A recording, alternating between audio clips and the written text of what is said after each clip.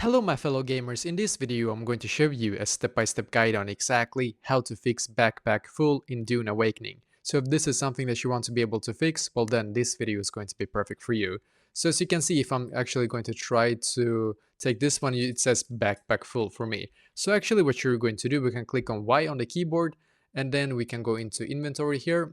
And you have to actually let go of something, because quite often when your backpack is full, it means that you just got way too much stuff and you need to let go of something. So I think I'm going to let go of, let's see, I have a lot of good things actually.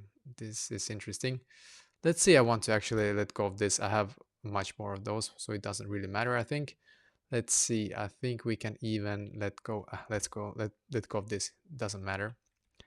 We can now try once again. So now when you have let go of some items, we can actually try once again. Should work now.